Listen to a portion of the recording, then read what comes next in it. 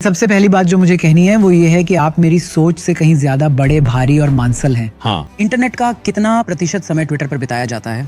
क्या इसका कोई आंकड़ा है या बस एक अनुमान? तो हमारे पास लगभग 600 मिलियन मासिक उपयोगकर्ता हैं। हालांकि अगर दुनिया में कोई बड़ा घटना हो जाए तो ये संख्या बढ़ भी सकती है। ये संख्या बढ़कर मुझे नहीं पता 800 मिलियन या 1 अरब तक भी जा सकती है अगर दुनिया में कोई बड़ी घटना हो।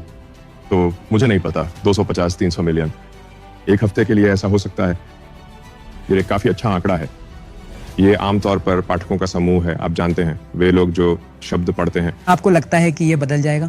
हाँ, मेरा मतलब है एक्स सिस्टम पर निश्चित रूप से बहुत सारे वीडियो हैं और इस समय वीडियो की मात्रा लगातार बढ़ रही है। लेकिन मुझे लगता है कि एक्स नेटवर्क सबसे मजबूत उन लोगों के बीच है जो बहुत सोचते हैं और बहुत पढ़ते हैं। तो वहीं ये सबसे मजबूत रहेगा क्योंकि हमारे पास शब्द हैं और इसलिए पाठकों, लेखकों और विचारकों के बीच मुझे लगता है कि एक्स दुनिया में नंबर 1 है। जहाँ तक सोशल मीडिया की बात है, फॉर्म फैक्टर के लिहाज से अगर आपको कल के लिए कोई अनुमान लगाना हो तो हाँ। कितना हिस्सा टेक्स्ट का है, कितना हिस्सा वीडियो का है? मैंने आपको ये कहते सुना है कि शायद वॉयस और सुनना एआई के साथ संवाद का अगला तरीका हो सकता है। एक्स के असली रूप में क्या होता है, ये कैसे विकसित होता है? हाँ, तो मुझे लगता है कि भविष्य में ज्यादातर इंटरेक्शन वीडियो के माध्यम से ही होंगे। ज्यादातर इंटरेक्शन एआई के साथ रियल टाइम वीडियो के रूप में होंगे। तो रियल टाइम वीडियो को समझना, रियल टाइम वीडियो जनरेट करना, यही सबसे बड़ा हिस्सा होगा। और अभी भी इंटरनेट का ज्यादातर हिस्सा ऐसा ही है। इंटरनेट का अधिकांश हिस्सा वीडियो है। टेक्स्ट का प्रतिशत काफी कम है, लेकिन आमतौर पर टेक्स्ट की वैल्यू ज्यादा होती है। यह अधिक घनीभूत जानकारी होती है। लेकिन अगर आप पूछें कि सबसे ज्यादा बिट्स कहाँ जनरेट होते हैं और कंप्यूट कहाँ खर्च होता है, तो वह निश्चित रूप से वीडियो ही होगा। मैं पहले एक्स का शेयर होल्डर था और मुझे पैसे मिले जब आपने ट्विटर खरीदा और आपने इसे बनाया। एक्स अच्छा फैसला था, मुझे खुशी है कि आपने ऐसा किया। आप जानते हैं, मुझे लगा कि ट्विटर जिस दिशा में जा रहा था या जा चुका था, उसका दुनिया पर नकारात्मक प्रभाव पड़ रहा था। मेरा मतलब है, बेशक यह किसी के नजरिए पर निर्भर करता है। कुछ लोग कहेंगे दरअसल उन्हें पहले जैसा था वैसा ही पसंद था और अब उन्हें यह पसंद नहीं है। लेकिन मुझे लगता है कि मूल बात यह थी कि ट्विटर, मैं कहूंगा, दुनिया के अधिकांश लोगों के मानकों के अनुसार काफी हद तक वामपंथी विचारधारा को बढ़ावा दे रहा था, क्योंकि यह सैन फ्रांसिस्को में आधारित था और वास्तव में उन्होंने दाएं पक्ष के बहुत से लोगों को निलंबित कर दिया था। तो उनके नजरिए से यहाँ तक कि कोई जो केंद्र में है, अगर आप बहुत वामपंथी हैं तो केंद्र में कोई भी व्यक्ति आपके लिए बहुत दक्षिणपंथी होगा, क्योंकि ये सिर्फ एक राजनीतिक बात है। राजनीतिक स्पेक्ट्रम पर वे जितना हो सके उतना वामपंथी हैं, खासकर संयुक्त राज्य अमेरिका और सैन फ्रांसिस्को में। तो मैंने जो कोशिश की है वह बस संतुलन और केंद्रवाद को बहाल करना है। तो कोई भी वामपंथी आवाजें निलंबित, प्रतिबंधित या कमजोर नहीं की गई हैं, या ऐसा कुछ भी नहीं हुआ है। अब उनमें से कुछ ने खुद ही कहीं और जाने का फैसला किया है। लेकिन इस समय एक्स सिस्टम का संचालन सिद्धांत यह है कि हम किसी भी देश के कानूनों का पालन करें, लेकिन देश के कानूनों से आगे जाकर हम अपनी तरफ से कोई हस्तक्षेप न करें। जब मैं सोशल मीडिया के बारे में सोचता हूँ एलन, तो मुझे लगता है कि डेटा भी यही दिखाता है कि मौजूदा दिग्गज प्लेटफॉर्म सबसे युवा दर्शकों के बीच अपनी पकड़ खोते जा रहे हैं। हाँ। यहाँ तक कि इंस्टाग्राम जैसे प्लेटफॉर्म भी, मेरा मतलब है, वे बिल्कुल ट्विटर जैसे नहीं हैं, लेकिन सभी प्लेटफॉर्म्स में यही स्थिति है।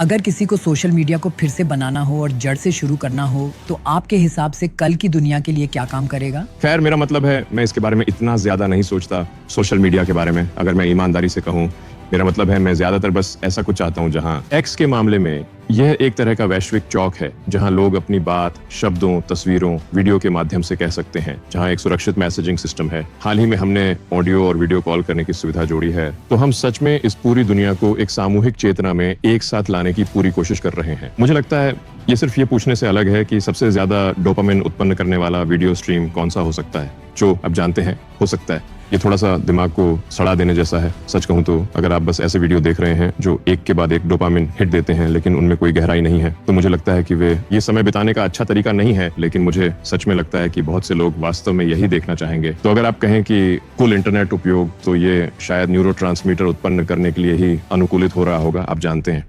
जैसे कोई इससे मजा ले रहा है, लेकिन ये एक तरह की नशे जैसी चीज बन जाती है। तो मैं वास्तव में इसके पीछे नहीं हूँ। मेरा लक्ष्य ये करना नहीं है।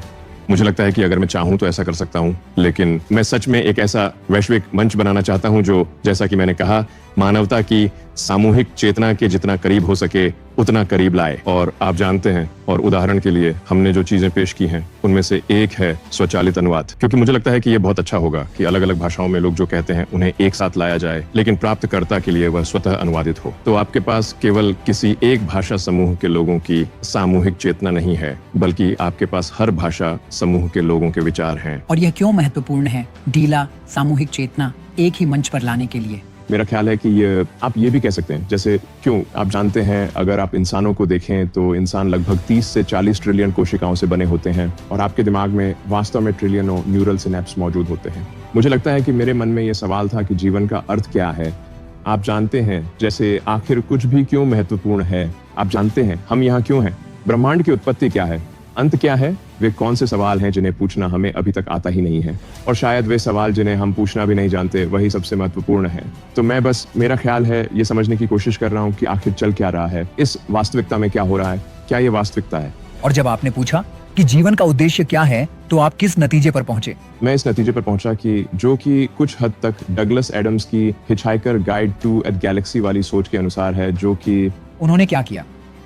हाँ, आप जानते हैं, हिचहाइकर गाइड टू गैलेक्सी एक तरह से दर्शन शास्त्र पर किताब है जो हास्य के रूप में छुपी हुई है। हाँ, और वहीं आप जानते हैं, इस विशाल पृथ्वी का असली सच सामने आता है। ये कंप्यूटर है जीवन के अर्थ का उत्तर समझने और पता लगाने के लिए, और ये लेकर आता है तो 42। और फिर ऐसा लगता है कि आखिर 42 का मतलब क्या है, और पता चलता है कि असल में मुश्किल हिस्सा सवाल है, जवाब नहीं, और उसके लिए आपको पृथ्वी से कहीं बड़े कंप्यूटर की जरूरत है। ये असल में डगलस एडम्स जो कह रहे थे वो ये है कि हमें असल में ये नहीं पता कि सवालों को सही ढंग से कैसे रखा जाए, और इसलिए मुझे लगता है कि चेतना के दायरे और पैमाने को बढ़ाकर हम बेहतर ढंग से समझ सकते हैं कि उस जवाब के बारे में क्या सवाल पूछने हैं, जो कि ये ब्रह्मांड है। क्या आप समाज की सामूहिक चेतना में विश्वास करते हैं? आपको पता है, जब मैं हाल ही में द ग्लैडिएटर नाम की ये फिल्म देख रहा था, रसेल क्रो वाली, क्या आपने इसे देखा है? रोम के ग्लैडिएटर में जब लोग लड़ रहे होते हैं हाँ, और जब लोग एक दूसरे को मारते हैं तो भीड़ जयकार करती है। सामूहिक चेतना काफी हद तक उस भीड़ की तरह है। इसकी राय में अपने आप में कोई सूक्ष्मता नहीं होती। खैर, वो एक खास भीड़ है। मेरा मतलब है, वे वहाँ लोगों को एक दूसरे को मारते हुए देखने जाते हैं, आप जानते ही हैं। क्या आपको लगता है कि आज हम जिस समाज में रहते हैं वो बहुत अलग है? हम आमतौर पर इस समय आप जानते हैं, लोगों को एक दूसरे को मारते हुए देखने नहीं जाते। शायद उसी का कोई अधिक सभ्य पर्याय हो सकता है। तो लोग बिना मौत के रोमांचक खेल खेलते हैं, जहां टीमें एक दूसरे को हराने की पूरी कोशिश करती हैं और जीत हासिल करने का प्रयास करती हैं। ये बिल्कुल सही बात है।